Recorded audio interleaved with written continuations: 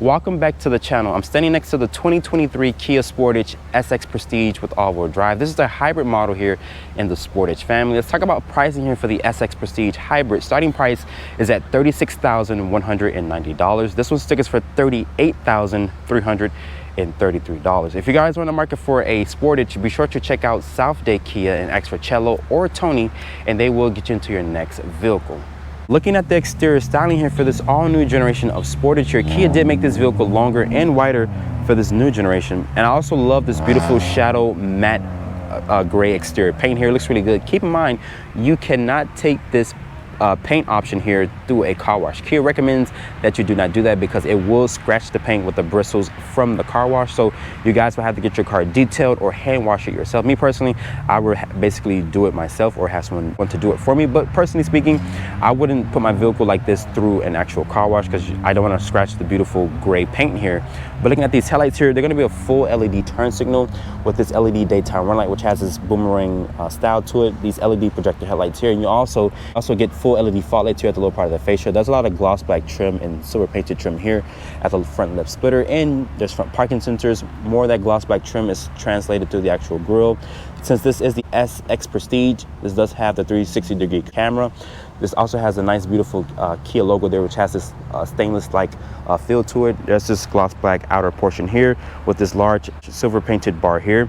Let me know in the comment section what you guys think about this all-new generation of Sportage. As you guys can see here, looking at the side profile, this has a 108.5-inch wheelbase with an overall length of 183.5. So it's right on par with every other compact SUV in this segment. This segment is basically on fire. It's growing bigger and bigger by the years.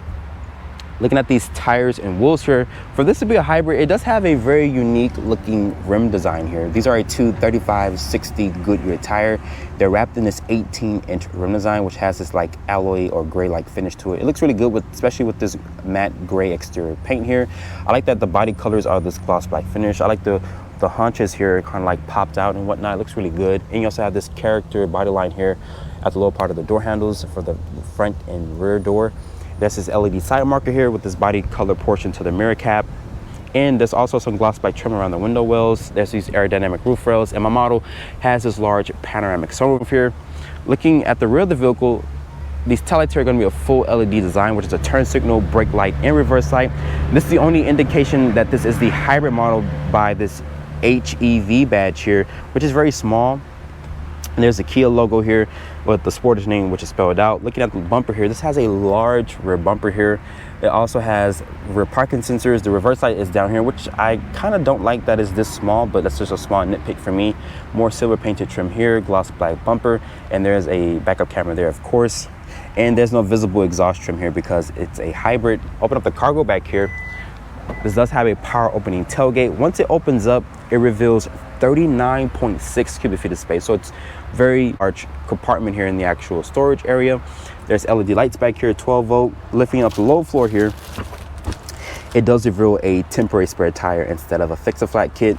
And to fold down the rear seats, just pull this handle here. Once you guys pull both handles, that expands the cargo to 74.1 cubic feet of space. So it does offer some of the best cargo in the actual segment. Looking at the current key fob here for the Kia Sportage, this has Kia's detonator style looking key fob. I wish they would offer the same key fob that's on the new Telluride. I actually like that key fob a lot. This also has a small park feature here where it's the new Kia logo. There's a lock, unlock, remote start, panic button.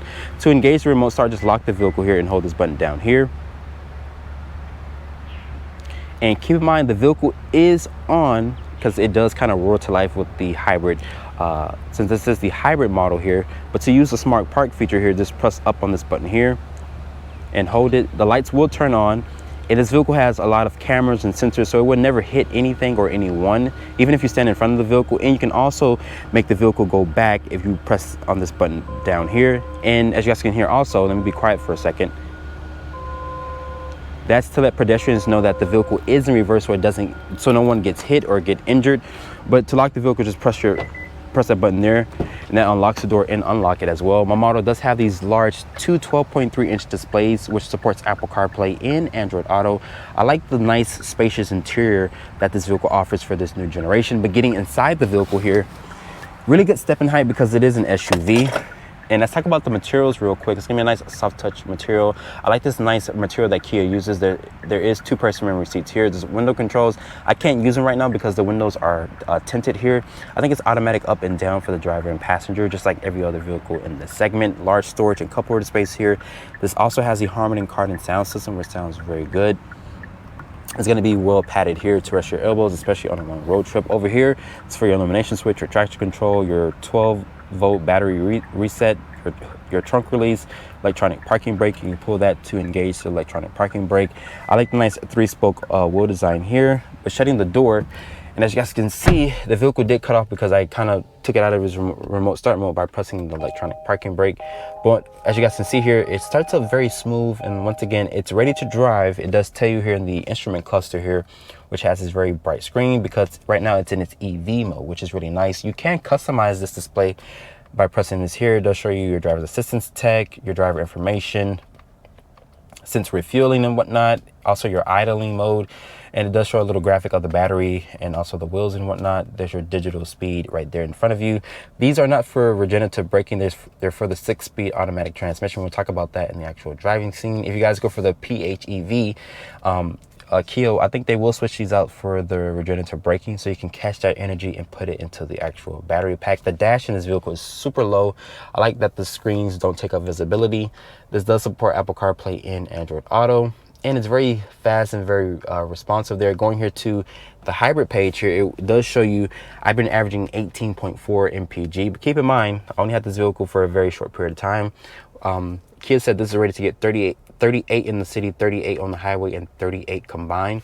And it does show you a nice graphic of the battery pack, which lives underneath the rear seats. There's your hazard button here, your air vents, and I like the unique looking airplane wing to the actual vent. There's the turn signal stock here. If I were to signal left here, it does show you what's in your blind view camera, and if I switch to the right, it will show you on that side. Well, so really nice technology that Kia offers here. And just like on the EV6, you can press this button down there. Now you can mess with the actual climate controls. It's going to have dual climate control. If I want to mess with the infotainment system here, I click map, it will go to the embedded navigation here, which is super responsive and very snappy there. Going back to the Apple CarPlay, it shows very bright. And there's also 3-level heated and cool seats, heated steering wheel function. Putting the vehicle into reverse to switch over to the left here, it does reveal a top-down 360 view. There's trajectory with distance markers, and you can look around the vehicle with this perimeter scan, which is super nice. Really good graphics. No other competitor comes nowhere near Kia when it comes to the actual technology. Switch it over to neutral very gently. To go into drive, just switch it again, and to go into park, you click on the P, and this house is a 6-speed automatic transmission. There's a wireless phone charger, 2 USB ports, and a 12-volt there. My iPhone 14 Pro Max does fit good in the wireless phone charger. It's very fast to charge, but this vehicle is lacking wireless CarPlay and Android Auto. So that's one small thing I'm going to knock Kia for not offering that. You can also lock the center diff via this knob here. There's your drive mode selector, which shows you Eco, Sport, Smart, and Snow. So it's 4 different drive modes because my model is equipped with all-wheel drive. There's a hill descent control here, auto hold, your parking sensors, and you can access the camera via this button here. There's these 2 pop-out cup holders here, so if I retract it back in and press that, now you can fit your large drinks in there. A good amount of storage in here if you guys close up the cup holders. Let's talk about the seat comfort real quick. This does have very futuristic looking seats. I like the nice leather that Kia uses here. It feels really good and high quality. The center armrest here is slightly padded, but it does reveal a good amount of storage. Looking at the glove compartment here, it does offer good storage in there as well. The materials on the dash are going to be this nice leather with this faux stitching here, and above me there's these touch capacitive full LED lights. You can rest your finger there, or you can press the physical button, and this opens up the large panoramic sunroof here, which kind of goes into the cargo area just a little bit. But it is nice that Kia does give you a lot of tech and a lot of features that some of the other competitors do not even offer. Looking at the back seat here of the Kia Sportage, this is why you guys go for the Sportage. It's one of the largest back seats in the actual segment here. I like this black interior. It looks really good with the shadow matte gray exterior paint. But looking at the materials here on the door panel, it's gonna be a nice soft touch leather here. I like this nice pattern texture that Kia uses here on the actual door panel with this very unique looking door handle here. And this area is going to be nicely padded. This also has the Harman Kardon sound system. There's a cup holder space here, and I should have said Sportage in the actual door seal, but that's a small nitpick. You can recline the seat via this handle here. It does have a really good recline function, but getting into this SUV here, good stepping height, so if you guys have smaller children, they can get into this SUV. And Kia says this has 41.3 inches of rear legroom space. So like I mentioned, they did make this vehicle much bigger for this current generation compared to the previous generation. There is 2 map pockets for rear storage here. Of course, you guys know the USB ports live in the actual seat backs here, which is a really nice feature. There's rear air vents here, and the battery pack lives underneath the rear seat, so it doesn't compromise actual cargo space. And like I mentioned, the seats do have a nice recline function. And above me, there's this large panoramic sunroof here. Pulling this armrest down here, it does reveal 2 cup holders. But overall, the back seat of the Sportage here does offer one of the largest back seats in the segment. Let's talk about the powertrain specs here for the hybrid Sportage here. This is Kia's 1.6 liter turbocharged 4-cylinder. This powertrain makes a combined 227 horsepower and 258 pound-feet of torque. It is paired with a very unique 6-speed automatic transmission. Most competitors in this segment still offer a CVT transmission, so it's kind of different to see that Kia went with a 6-speed automatic instead of a CVT. But as the Sportage sits here with all-wheel drive, this vehicle weighs in around 3,700 pounds, and it can tow 2,000 pounds properly equipped. But making our way over here to the fuel door of the Kia Sportage here, this is why you guys go for the hybrid version, because you guys are trying to get best fuel economy. This is rated to get 38 in the city, 38 on the highway, and 38 combined. So starting off in the 2023 Kia Sportage hybrid here, you can also go for a plug-in variant. I think Kia says that vehicle will get around 33 miles on a full charge. Right now I'm driving in eco mode, so I like that this vehicle can think for itself and not use the gas engine, only if you guys really need true hard acceleration, which most people really won't be pushing this vehicle as hard. Let's talk about the powertrain specs here. This is Kia's 1.6 liter turbocharged 4-cylinder. A combined output of 227 horsepower and 258 pound-feet of torque, and it is paired with a very unique 6-speed automatic transmission. Most competitors in this segment use a CVT, so it's kind of odd to see that Kia went with a 6-speed automatic transmission instead of a CVT. But this transmission is paired very well with this powertrain here. Fuel economy, this is why you guys go for the hybrid model here of the Sportage, because it's rated to get 38 in the city, 38 on the highway, and 38 combined. Right now I'm signaling left here, and it does show me what's in my blind spot. You guys know Kia is known for really good technology. Right now let's come over to the stop here, and the gas engine just kicked on because I kind of went too heavy on the throttle here, but now that it's back in EV mode. Let's put the vehicle into a sport mode here, and I'm gonna just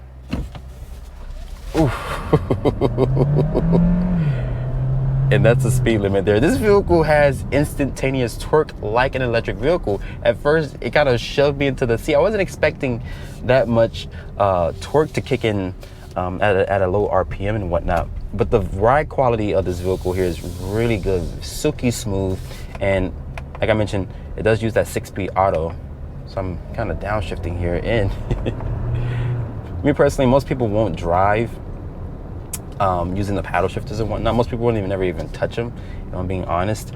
I'm pretty sure if you go for the PHEV, they might not be used for the transmission. It might be used for the regenerative braking. Keep in mind, the battery pack lives underneath the rear seat, so it does not compromise cargo space. As most competitors put it underneath the rear seats to keep it in a very good temperature setting, so the battery doesn't overheat and whatnot. Visibility out of this vehicle is just fantastic. The A-pillar here is a little thick, but you can see around it. It also has the blind view cameras, adaptive cruise control, forward collision warning, rear cross traffic alert, emergency braking. So all the nice tech that you guys like, Kia does give it to you here. But let's switch it back to its eco mode here, and let's just basically just cruise along.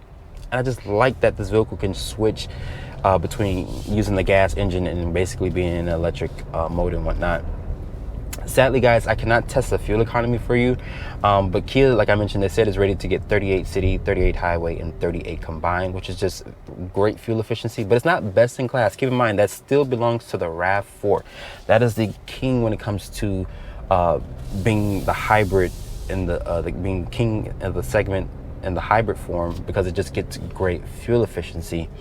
But with that being said, that's just super impressive that the RAV4 is still king of the segment, but I think that Kia is basically outbeating the RAV4 when it comes to technology, interior design, interior space, cargo space. The RAV4 is still a spacious vehicle, but I'm going to benchmark it because it is king of the segment. The RAV4 sells nearly 400,000 plus units every single year, so that does speak a lot of volumes. A lot of people do like Toyota, and they do like the RAV4. It has a long heritage behind the name and whatnot. With that being said, I just like how this interior is laid out here. It's very beautiful in here, very spacious. I can't even reach over to the passenger door. The previous model, I could basically touch the passenger door because it was just so small, so cramped, and Kia rectified that by offering this bigger version of the Sportage here. You can also get an off-road package as well. That's the X Pro. I showed you guys that probably a few months ago, if I'm not mistaken, but you can get all types of flavors in the Sportage family. You can get a hybrid, plug-in hybrid. You can go get an off-road package. You can get, you know, the base model and whatnot. So you can get all types of things that some other competitors, you know, kind of don't offer in their lineup. I'm talking about Honda. Toyota offers a TRD off-road spec and whatnot, so that is the king of the segment. So I can see why Kia is trying to dethrone Toyota, because, you know, they want a piece of the share pie when it comes to the top compact SUV in the segment. The 6-speed automatic goes about its business. I don't even notice it, but I like that the vehicle will switch to hybrid. Right now it just kicked on to hybrid as we cruise to this red light here.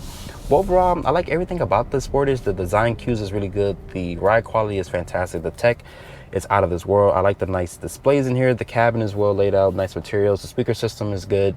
I like the nice 3-level heated and cooled seats for the driver and passenger that you get. Tons of rear legroom space, tons of cargo space. So I think that if you guys are looking for something different in the segment and you don't want a Toyota, you don't want a Honda, I think the Kia Sportage is a good pick in the segment. After spending time with the 2023 Kia Sportage Hybrid here, I like the smooth powertrain. Also, it's paired with an odd 6-speed automatic transmission. The other competitors use a CVT, like I mentioned from the driving scene, but I also like that this vehicle can drive in EV mode at very low speeds, or sometimes at highway speeds or at normal speed limits in your local area. This does beat the RAV4 when it comes to technology, also design cues. I haven't tested the newer generation of the CRV Hybrid, so I'm gonna leave my final judgment once I get behind the wheel of that vehicle very soon. But with that being said, the Sportage here does offer best-in-class warranty. Well, but I hope you guys have enjoyed this review here on the 2023 Kia Sportage Hybrid here. Be sure to check me out on Instagram at @DriveOnReviews. Hit that subscribe button and turn on post notifications, and I will see you all in the next review.